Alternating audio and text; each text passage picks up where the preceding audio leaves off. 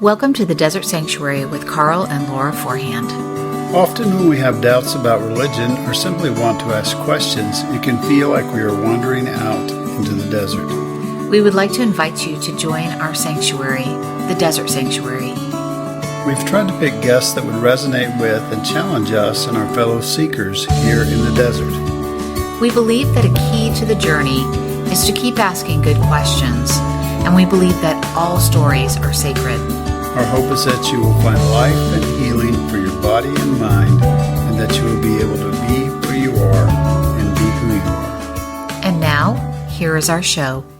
Hi, welcome to the Desert Sanctuary podcast. I'm Laura Forehand. I am here with Carl Forehand, and we have a guest today that we're going to be speaking to. You have met Rick. I have just now met Rick. So we both met him. Yes. You know him a little bit better than I do, though. So I'm excited about this podcast and what I'm going to learn from it. But Rick Pidcock is a writer, poet, musician, and speaker who creates new worlds of awareness that foster converging love. He approaches every article, book, album, or presentation as a conversation to cultivate awareness of the complexity, depth, and union within and among us. After 20 years of leading worship in churches, Rick embarked on a season of spiritual healing where he learned to face his wounds and discover the wonders he had long been suppressing. His journey led him off the stage and drew him home. He began producing music under the artist name Provoke Wonder, releasing his first full album, Consider the Stars, in 2020. Prior to the album's release, it was featured at the 2019 BioLogos National Convention, where Rick led a session to share his story and a few songs from the album. He graduated in 2021 from Northern Seminary with a Master's of Arts degree in worship, where he received the Academic Achievement Award. Rick completed a fellowship with Baptist New Global, where he is a weekly contributor. His writing has also been featured at the American Academy of Religion, BioLogos, the Bucks County Beacon, the Center for Christogenesis. I may not have pronounced that right. Genesis, and Real Clear Religion. Rick is a stay-at-home dad and lives in Greenville, South Carolina with his wife and 5 kids. Welcome to the podcast, Rick. We are so glad to have you with us today. Yeah, definitely. Thanks for having me. Absolutely. It's good to see you again. And we're excited about this conversation. We've been talking to all kinds of people. We did Pride Month, and we had a lot of queer people that we talked to, and we're talking to pastors' wives right now.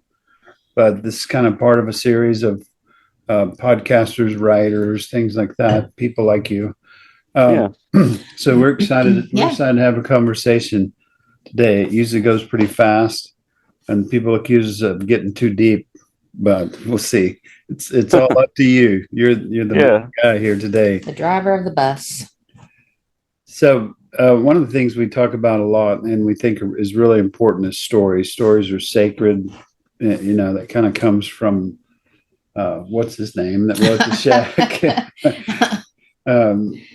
From Paul Young. There you go. I couldn't think of it. I remember the W. Yeah. So anyway, we wanted to talk to you. One reason is that some of your articles have been getting some play, and I'm having a lot of writing. You can talk about that in a minute, but we wanted you to tell your story. So in whatever detail, we count it a privilege to hear your story. So whenever you're ready, take it away. Yeah, definitely. So I grew up, my parents they went to Bob Jones University, which is a fundamentalist school in South Carolina. Bob Jones has been basically of the mindset for generations that even Southern Baptists were liberals, and John MacArthur was too liberal. And to give you some framework, context there, So basically, And they got in trouble quite a bit with segregation and bans against interracial dating and stuff like that too. So anyway, I grew up in this very fundamentalist world, and a lot of rules about music. Even contemporary Christian music was off limits. Southern gospel was off limits. Anything with a drum beat, and Mm-hmm.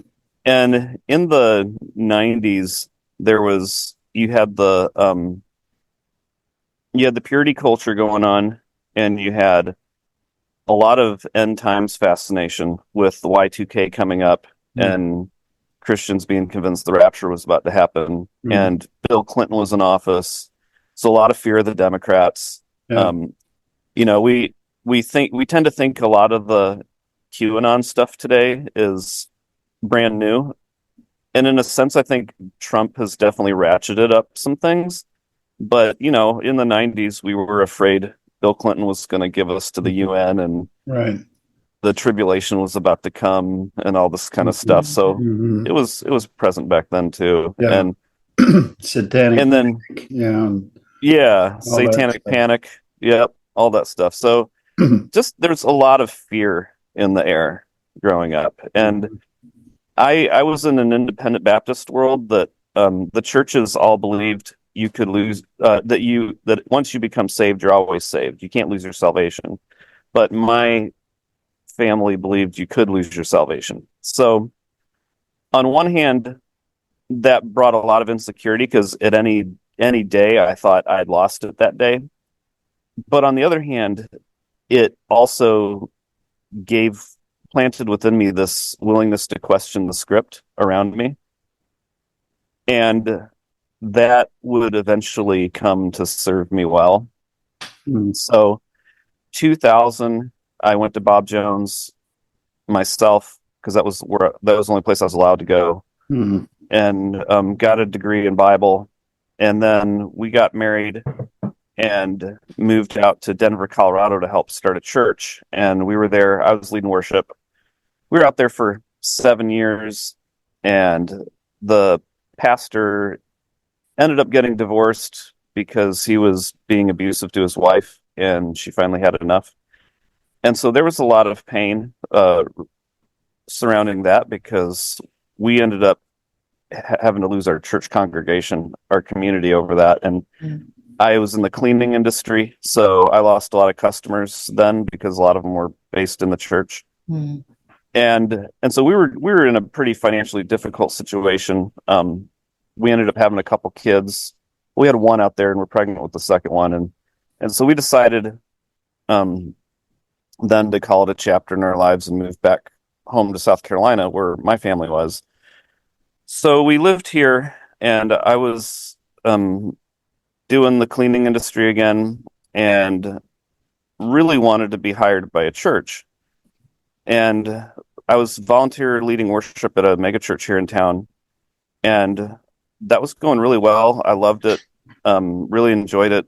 And then they had a worship school come in called the 10,000 Fathers Worship School, and they were going to take us through like this year-long discipleship process. So on the first, and I was pretty excited because I was like, this is going to give me a chance to have some songs evaluated, grow as a worship leader, and so they had us. That first day, they told us that we needed to have God awareness and self-awareness. And I thought, well, my God awareness is totally fine. I don't have any more questions about God, but I've never thought about self-awareness before. So that could be interesting. And so they just took us through this very practical process where, like, we literally wrote the top 10 high points of our lives down and the top 10 hard times. We rated them from how severe they were from 1 to 10.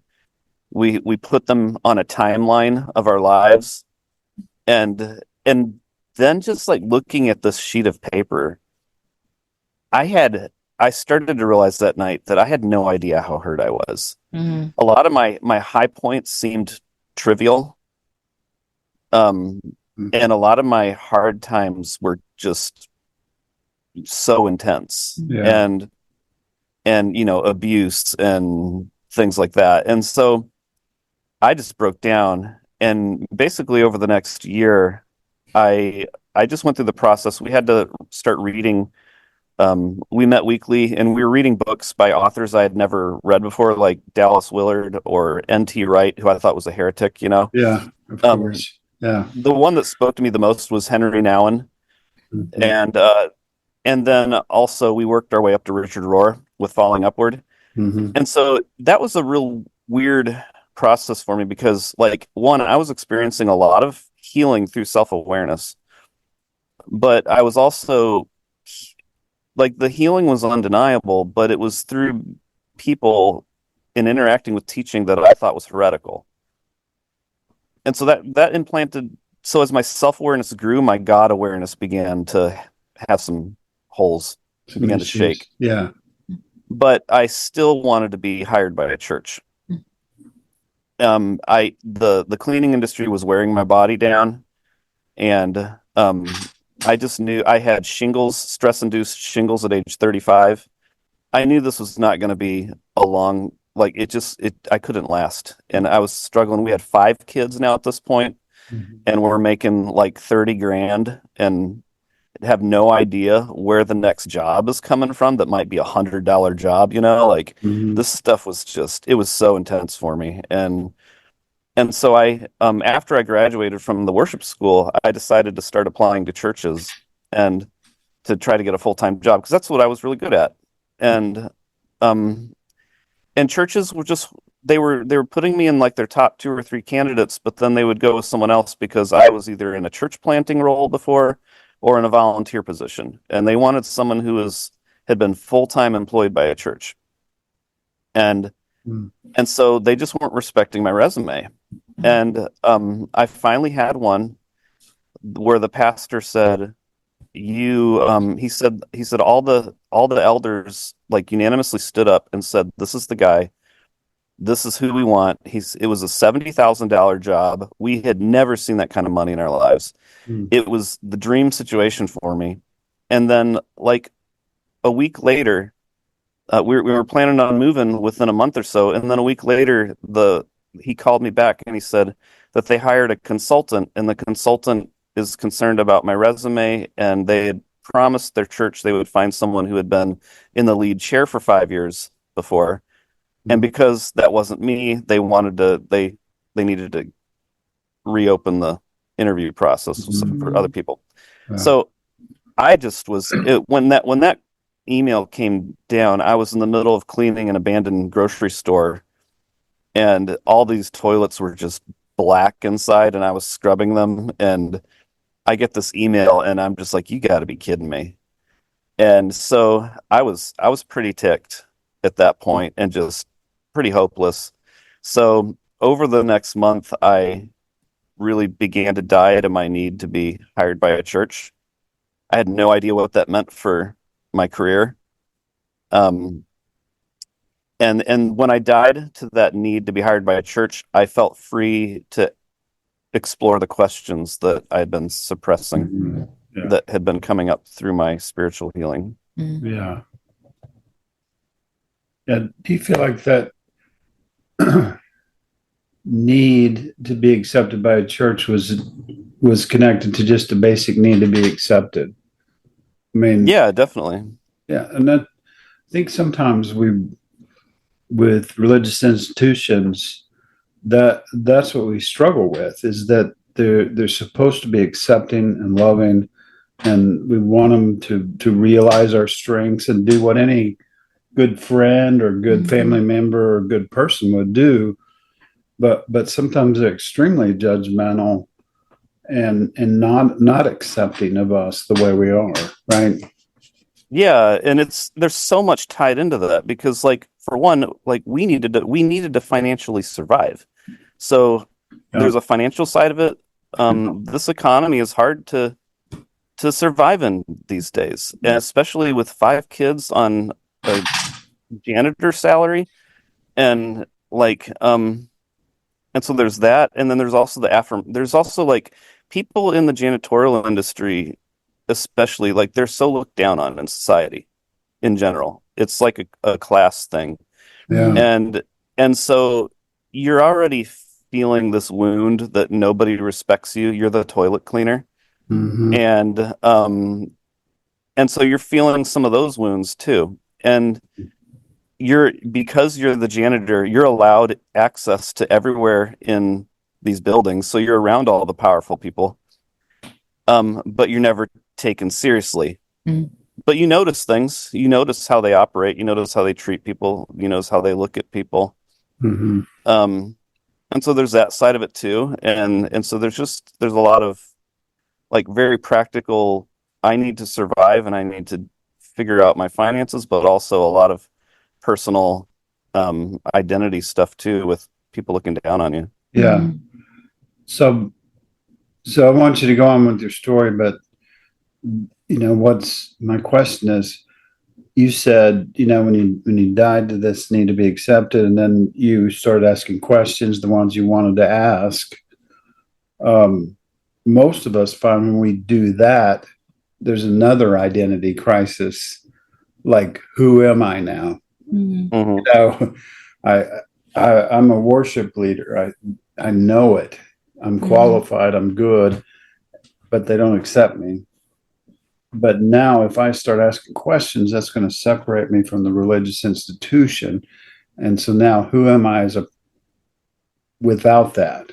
Right. Mm-hmm. So, can you go? What happened next? I guess is what I'm asking. Yeah, definitely.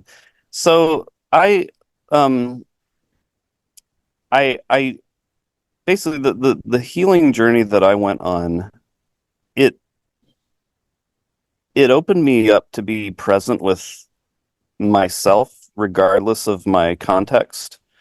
And so I didn't know what this was going to mean for my career, but I was content. Mm. And so I didn't personally feel this identity crisis as coming from the loss of certainty in being a worship leader. Um, I felt content in that season, and I don't know how unique that is, or common that is, but that's kind of where I was at with that. But basically, I just decided, like, we still stayed at the church for another year. I talked with Ruth Ellen about where I was at, and we kind of walked through things together. Started doing the whole audiobook podcast listening stuff, that everyone goes through. Mm. And basically over the next year, like, I started realizing that I stopped leading worship and at my own church that I was at too. And I started realizing that there were 40% of the worship songs I couldn't sing. I thought they were problematic. And now that percentage would be like way higher than that. But at Yeah. the time I was like, I can't lead worship if I disagree with 40% of these songs. Right. You know, Right. it's a celebration of violence. And, Mm-hmm. quite frankly. And so we ended up from there we left and we went to an Anglican church for a bit. And the deconstruction continued. I began opening up to uh, the universal belonging of everyone. Like I was told all these scripts about LGBTQ people, for example. These people were supposedly unthankful and full of themselves, and therefore were given over by God to a reprobate mind. But then in the cleaning industry, I'm in retail stores and I'm surrounded by them every day. And for like 5 years, these people are consistently the most kind, Mm-hmm. loving customers I had. Yeah. Mm-hmm. And we're not talking about one store. We're talking about, like, I was in North Carolina, throughout South Carolina, like all these different stores. It's consistently the same thing. And so their love for me was systematically dismantling my script about them. Mm. Mm-hmm. And so while we were at the Anglican church, it got to a point where um they were starting to do sermon series against LGBTQ people, and they were introducing a children's curriculum that was taking the flood literal, and it was a very law and punishment paradigm of spirituality. And so we tried to talk through it with the priest, and they weren't going to budge. So we just, at that point, we were just done. Yeah. So I remember helping to lead a Sunday school or a children's church one Sunday, and that was going to be my last Sunday. And after the thing was over, I walked up the stairs and everyone was singing "Praise God, to whom all blessings flow." And I knew that was probably, as I was reaching for the door, that was probably the last time I'd ever be in a church building. And so I just pushed the door open, walked outside, and just felt a real sense of relief at that point. Again, no idea what I'm going to do career-wise, but just a sense of settledness that wherever I am at, I'm home in who I am and in who I'm with. Yeah, for whatever reason, I wrote part of your story on this side of the page. Always take notes because I forget things. Yeah. But this side of the page has fear and doubt and abuse, and this side of the page has present and content, belonging. Relief. You just said that. My journey was that people always told me I'm going to slide down a slippery slope. My life's going to go to hell. I'm going to, whatever. Even if I just ask questions, but it's amazing that and not that deconstruction is easy, right? It's hard. Healing is hard. All that stuff is hard, and all the transitions you had to make. But there's some great stuff on the other side when you start asking genuine questions and be authentic with yourself and present, like you mentioned. There's some good and stuff. And a big part of it was like, so I'm not, I know a lot of people talk about the Enneagram, and I know a lot of people have complex feelings about that, but it was a real tool for me towards the beginning of my journey of exploring myself and my internal desires and motivations and fears and all that. And so there was a part of my journey where I thought, well, somebody should do a study and show how God is the perfectly healthy expression of the Enneagram, because that would make sense. And so then I went to EnneagramInstitute.org, I think it was called, and I went to type 1, and I decided to find God as the perfect expression of it. And they have this page where for each type, it's got like 9 stages of health. And I started at the healthiest stage, and I started reading down the page. And then I got to like stages 6 through 9 of unhealth. And all of the sudden, I started recognizing my theology. That this is a God who demands absolute perfection and will threaten violence, if they don't get it. And like these are characteristics of an unhealthy Enneagram 1, and yet they were characteristics of my God. Yeah. And so like at that profound. point, so for me at that point, it was more like the deconstruction wasn't so much of a crisis for me. Like, oh no, what do I do? It was more like an exhale. Like, oh my goodness, like an aha moment. It was like a releasing of that's the source of my trauma, because I've got this abuser threatening me. Yeah. Oh man. And so it was like like Ram Dass talks about death is like taking off a tight shoe. That's like the death of my theology felt like to me. It's like taking off a tight shoe. Yeah. I can see why you're a writer. I've read a lot of your stuff already, but that's very profound. So when we started going through our deconstruction, our kids were, I don't know how old your kids are, and you can share that if you want to, but when we started going through our deconstruction, our kids were older. And so they were kind of going through more of that time where they become more independent and leaving home and, doing things with friends and whatnot. I'm wondering during this time, like if you had young children at home, how did they handle, or how did you explain what you and your wife were going through with the deconstruction. How do you explain that to small children if your children were smaller?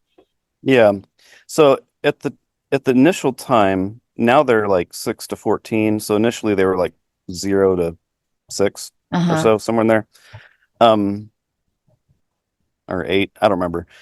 Anyway, so yeah, so they're pretty young. And um for us, like some of it was I never really felt that I needed to control everything that they believed or thought. Mm-hmm. And I've always kind of been open. I remember when I was a Calvinist, and so I believed God picked who went to heaven and who went to hell. Mm. And I remember when my oldest started getting old enough to talk about theology, I remember having a little bit of a crisis inside of me, thinking, how am I going to explain that to him in a way that's not going to turn him off to God?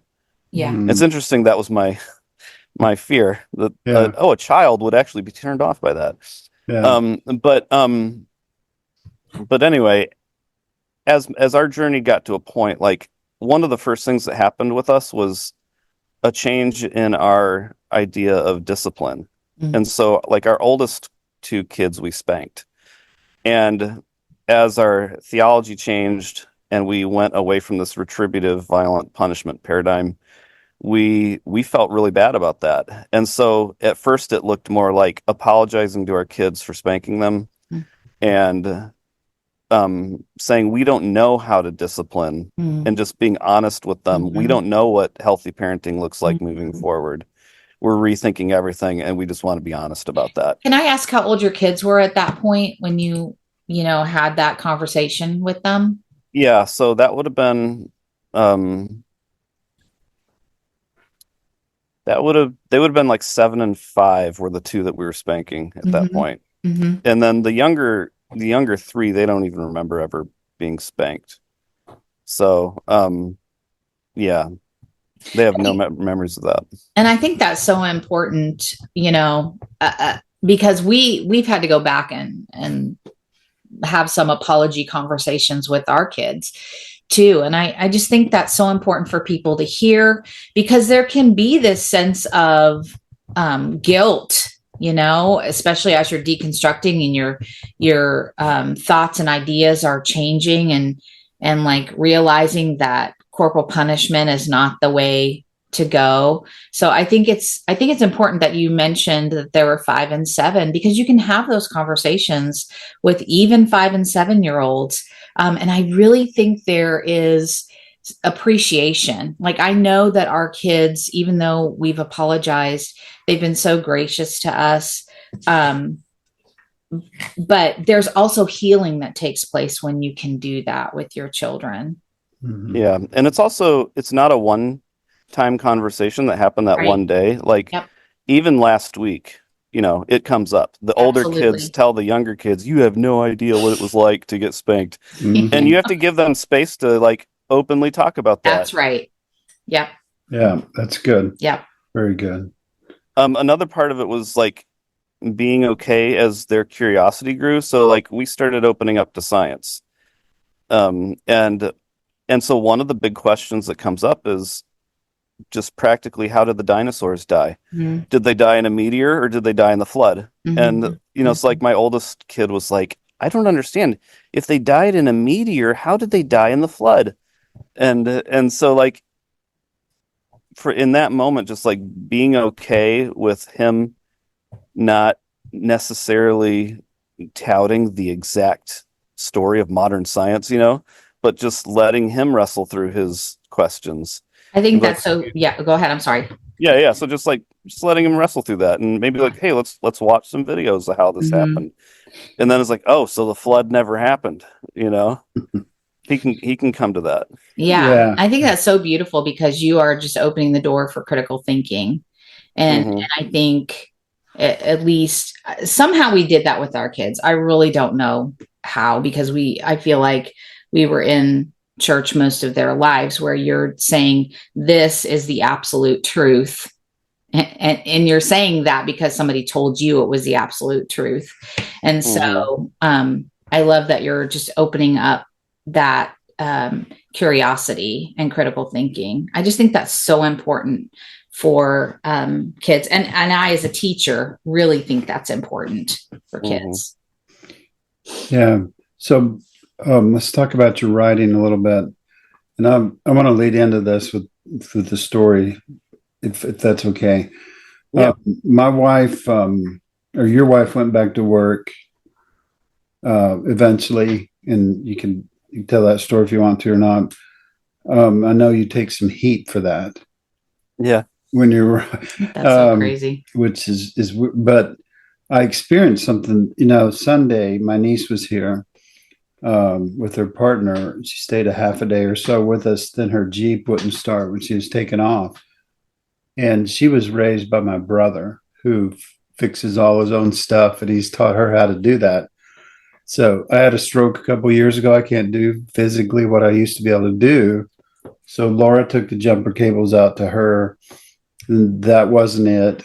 And then our niece diagnosed the problem, went through a series of things, got diesel all over, had to change clothes a couple of times, but then it was just real systematic. She fixed her own Jeep, went and bought the part and fixed her Jeep.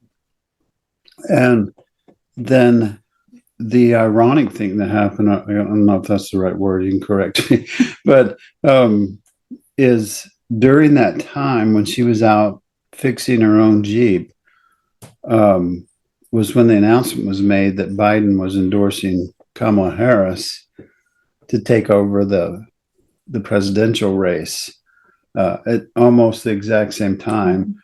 And when they came in and were relieved that they fixed the Jeep, they're ready to go, they're also kind of celebrating Kamala's future bid for the president of the United States. So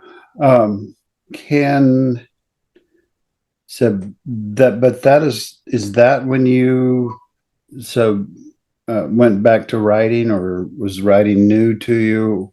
Can you fill in the blank that process there? Yeah, so I always wanted to write. Like, I have books that I wrote at age 5 that I still have.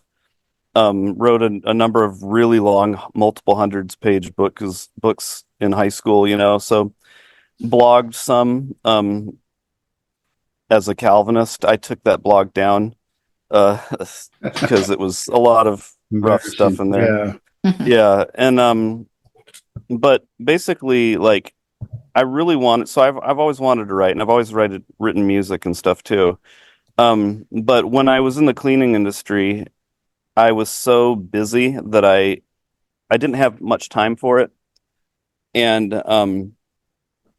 so then in 2009, well, actually, so I've always wanted to go to seminary.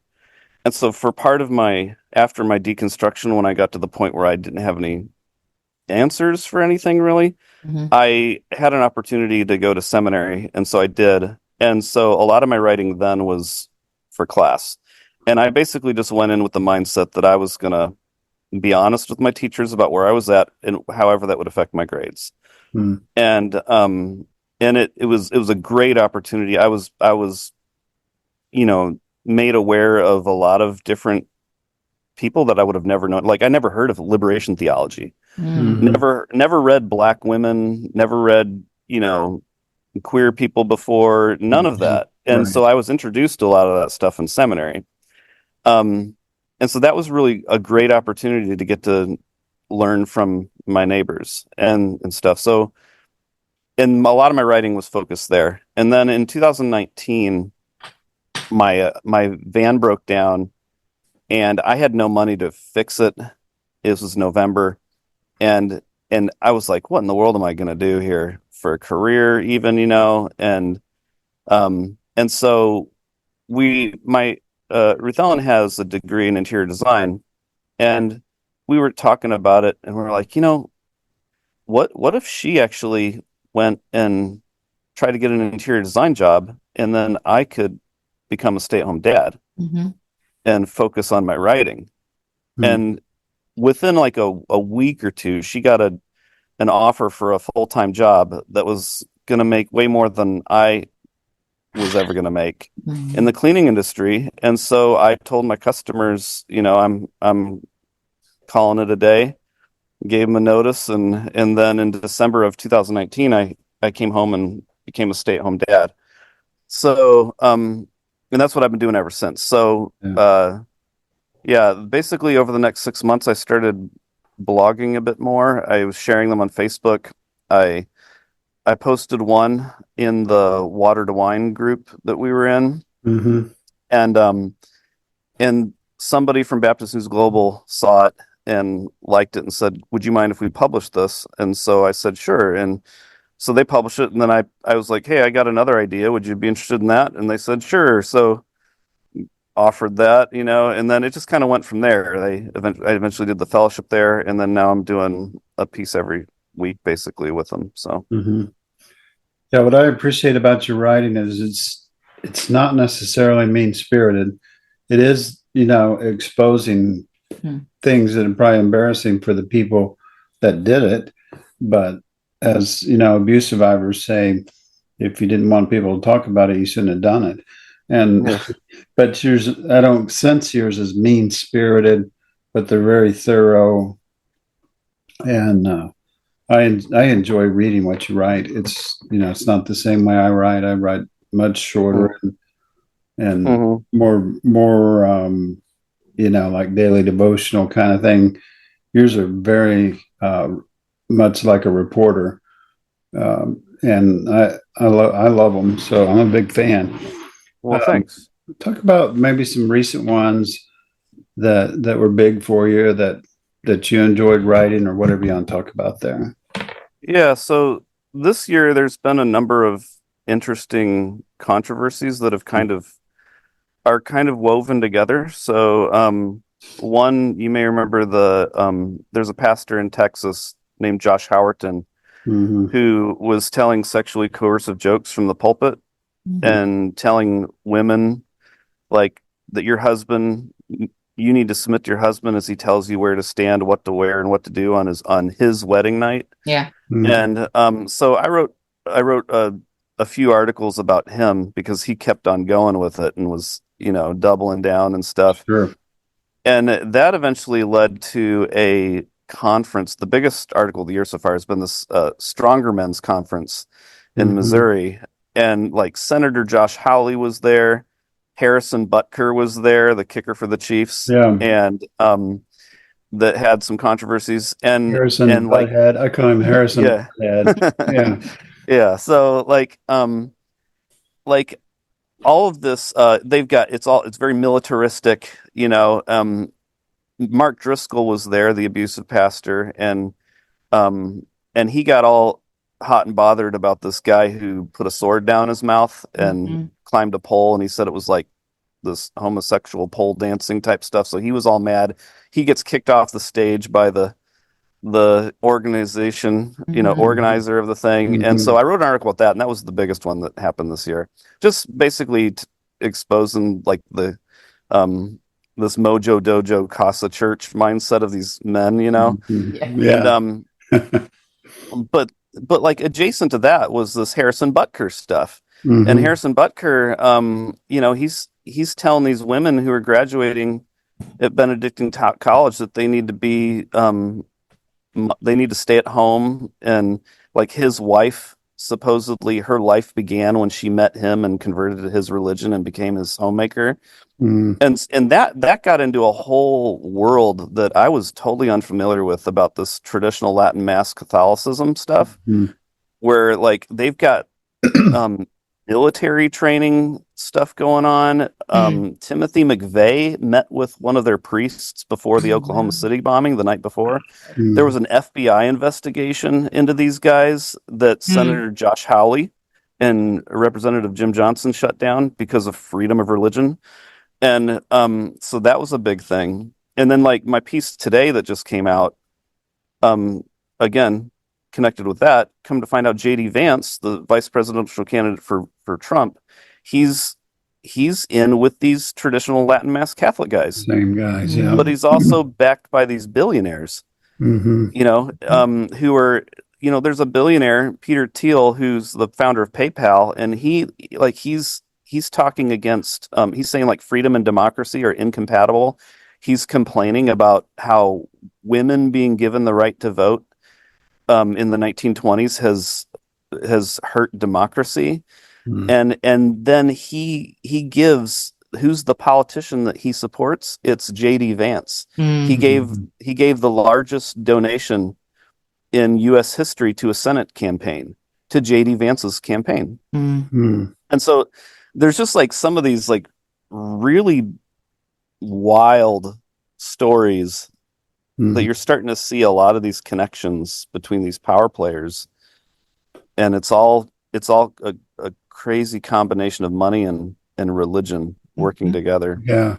I have some connections with the Benedictine sisters at that college, in Atchison, Kansas, and that's connected sort of with that church, but not the movement. And they definitely denied. So they didn't have any kind of kind words for Butker, Yeah. and that's kind of in our general area within an hour of here. But yeah, from what I understood, there was a difference between the sisters and the board members that invited him. yeah, And exactly. the men on the board are the ones who liked him, whereas the sisters didn't like him, obviously. But like that's the thing. There's a lot of like genuine religious Catholics who are being hurt by people that are, using theology to put women in their place. Yeah, especially with the decline of evangelicalism. It's not the majority at all. It's a few extreme people that are getting the voice on that side of everything, the religion, the politics, all of that. It's, Mark Driscoll and what's his face, that organized the Stronger Men Conference. They have large churches, but overall it's not the majority of the people in the United States, but they're just so persistent and so determined to double down on the patriarchy and evangelical Christianity and evangelical Catholicism, if you want to call it. It's worse than that, but I'm glad you're writing about those things. Does it feel like you can't keep up with? Yeah, there's never. Because there's never ending topics. It's like I come back from vacation. It's like, okay, who's going to do something next? Who said what this last week? But like, I guess like a couple of the things that where I'm kind of been thinking through is, on one hand, I want to write with a lot of specifics to affirm to people who are coming out of these circles that you're okay. Like you're thinking clearly here. You are recognizing patterns. A lot of times people will tell me that I'm putting into words and making connections that they intuitively knew, but hadn't put into words themselves. And so like, to me, that's one gift that I want to share with my writing. One of my frustrating things, like I'm not under the illusion that a Mark Driscoll or a John Piper or a John MacArthur is going to read my article and repent, Yeah, or care and about change. it much. Yeah. Yeah. But like I wish that, I think one of my concerns right now is this broader mass of evangelicals that are relatively normal people, and like we could hang out and have fun, but like they're not willing to be honest about the implications of their theology. And so a lot of times people get offended by my stark language about the fact that they're celebrating violence, because who wants to admit they're celebrating violence? But when you're literally singing joyfully about praise as the waters my enemies drown in, and you're singing joyfully about this, Jesus 2,000 years ago getting brutally beaten and saying that that's what you deserve, like you're celebrating violence. And so there's that's kind of the in between, that space that I'm in right now, is this combination of just wanting to affirm people that you are recognizing harm, you are moving toward a space of healing, but also to the evangelicals, there's like this, like, please wake up and be honest about the implications of your theology. That's so good. Yeah, it's really good. Do you have hope, or do you, for our society, for our country, for um, religion in general, or do you find yourself getting discouraged? Do you have to step away from your writing? How do you feel in general about all this? On a micro level, it can kind of depend on the day. I can get a sensory overload sometimes, from everything. Yeah. And need to just like take a little space to breathe. On a macro level, I feel like somebody asked Ram Dass one time, like, do you think we're at the start of an age of enlightenment or the apocalypse? And he said, well, if it's the apocalypse, then what am I going to do? I'm going to be present, and I'm going to love myself, and I'm going to love my neighbor. Mm. And if it's an if we're at the beginning of an age of enlightenment, what am I going to do? I'm going to be present and love myself and love my neighbor. Mm.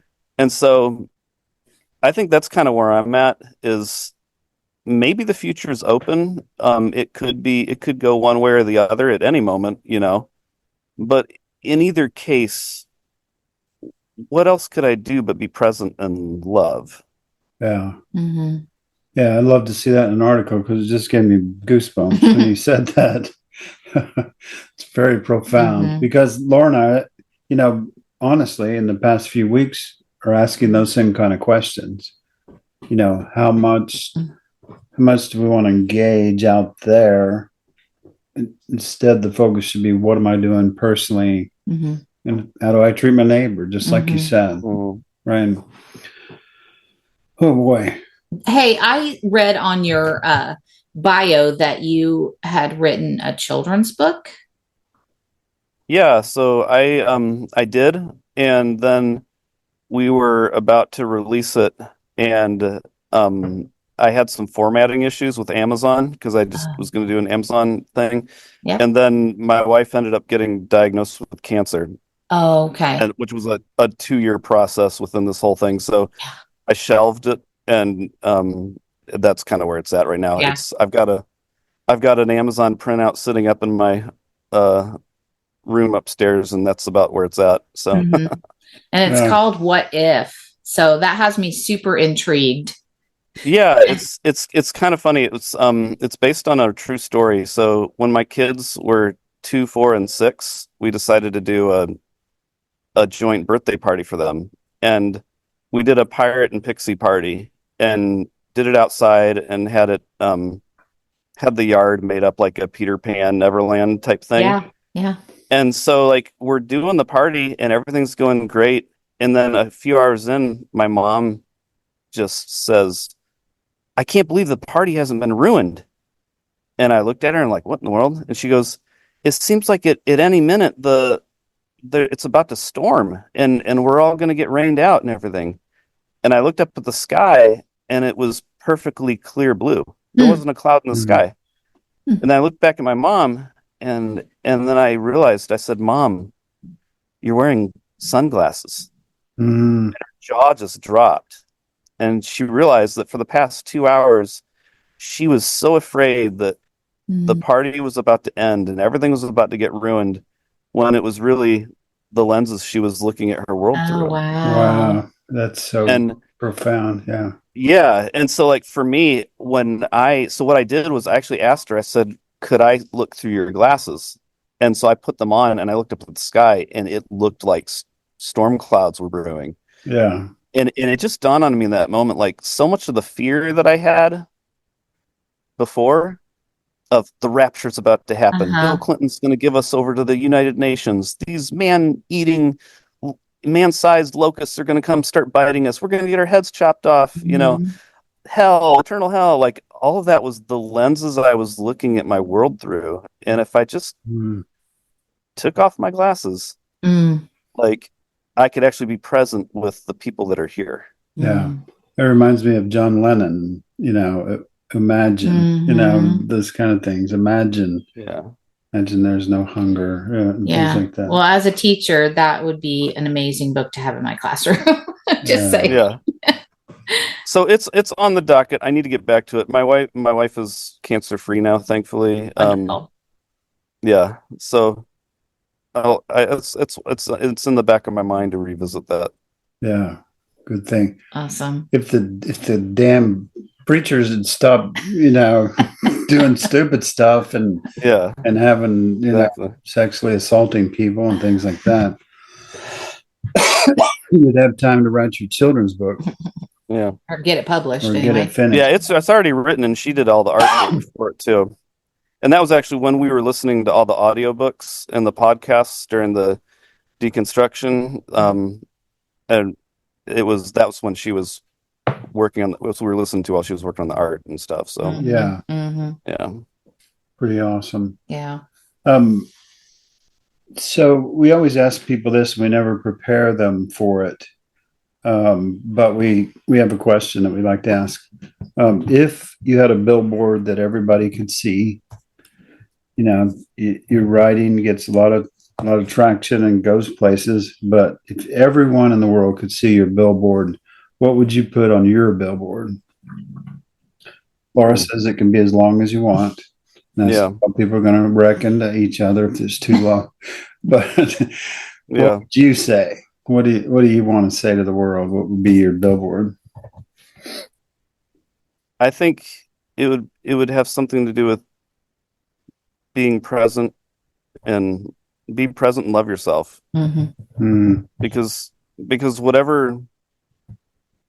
whatever you're planting, this is one of those teachings of Jesus that I think is helpful. Like if you whatever seed you're going to plant, that's what you're going to grow. If you're planting presence and love, it's going to grow more presence and love. If you're planting fear and retribution, it's going to grow more fear and retribution. And I think that's what it really comes down to for me. Yeah, that's so really good. That's really good. So where can people find you, find your articles? What's the best place to touch base with you? Yeah, so I have a website, rickpidcock.com, that they can go to. I also have a Substack, whatever the rickpidcock.substack.com or whatever it is. I don't remember all the, Yeah. But that's nice because then I come out with an article each week, and then I'll put like the intro in the Substack, and then it emails it to everybody. So that way they can get the link to it in that. I'm also on social media at Rick Pidcock, Facebook, Twitter, Instagram, Threads. So wonderful. Yeah, we'll make sure and include that in our notes and so on that we publish with the podcast. Anything else you want to say that you didn't get to say? That's just dying to say. Yeah, no, I think we're good. I just I think that be present and love yourself. I think that's just the simplicity of where I'm at right now, and learning to be home in that space, because it can get very confusing looking at the world. It can get very overwhelming and frustrating. Yeah. But if I can just like be here where I'm at and take a breath and love this, then that's going to help me learn to recognize and love my neighbor. And maybe just going back to the lens thing, like it frustrates me when people live their lives through the lens of fear. But when I put my mom's glasses on, I could understand why she felt the way she did. Yeah. And so I can be simultaneously frustrated and compassionate, empathetic that someone would have to experience that level of fear. Yeah. Yeah. It's a really good point. That's a really important point. It's good. Wow. Rick Pidcock, ladies and gentlemen, thank you for being on the podcast. This was easy. Yeah. Well, thank you very much for having me. Just kind of flowed, and make sure and check out Rick's writing. I think it's unique. I think it's, like I said before, it's thorough, and they're good. I love reading them. So check them out. And thanks for tuning in to the audience. We appreciate you. We appreciate you kind of going on this ride with us, listening to us, and participating in these stories that teach us so much. So we want to encourage you, as always, to be where you are, be who you are, and be at peace. Thank you for joining us today on the Desert Sanctuary podcast. Remember, all who wander in the desert are not lost. We believe all of our stories are sacred. We are always here if you need someone to hear your story. Check out our blog on Pathos and also our YouTube channel. And stay tuned for our Leaning Forward conference. Remember, we love you. And be at peace.